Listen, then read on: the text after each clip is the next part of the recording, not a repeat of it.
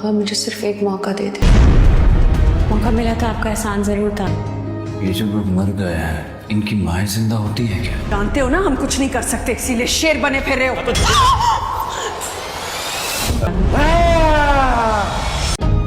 वक्त गुजरने के साथ साथ आपकी नफरत, आपकी हकारत बढ़ती जा रही है। भाई साहब की तरह हम मिलों के मालिक तो नहीं है, लेकिन जमीनें हमारी भी सोना ही उगलती है भाभी जी। जाके बुला लाओ ना उसको जिसको ताया जी ने शेर बनाया था। क्यों पागल खाने की दीवारों से हुर्रा हुर्रा के अपना सर पीट रहे हैं? आज पता चला है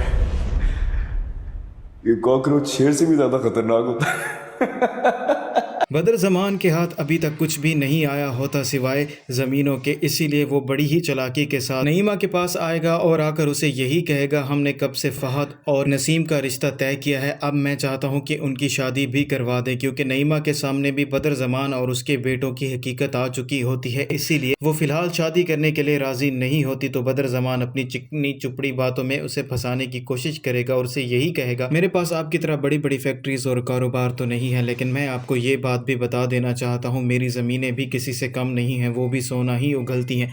तो नईमा उसे यही कहेगी कि मैं आपको सोचकर बताऊंगी। अहद और फ़हद का असली चेहरा भी सारे घर वालों के सामने आ चुका होता है। मरजान को तो यही लग रहा होता है अहद बहुत ज़्यादा अच्छा है, लेकिन अहद का रवैया मरजान के साथ बहुत ज़्यादा ख़राब हो चुका होता है। तो मरजान उसे यही कहती है मैं पहले शेर भाई को गलत समझ रही थी, लेकिन वो गलत नहीं था, वो आपके साथ बिल्कुल ठीक करता था, आप ही गलत है। तो अहद उसे यही बात करेगा अगर तुम्हें इतना ही शौक है तो तुम अपने भाई के पास क्यों नहीं पागल खाने चली जाती, वो भी वहीं पर ही है।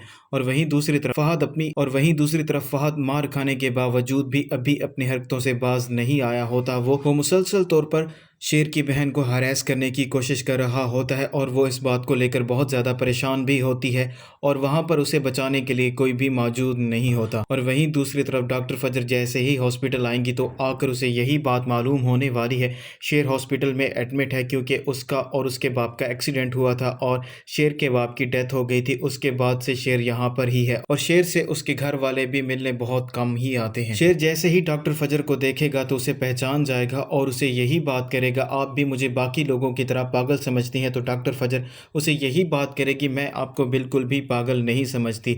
और शेर को लोग बहुत ज़्यादा गुस्सा दिलाने की कोशिश करते हैं और शेर को गुस्सा भी आ जाता है, तो शेर वहाँ पर मार पीट करना शुरू कर देता है।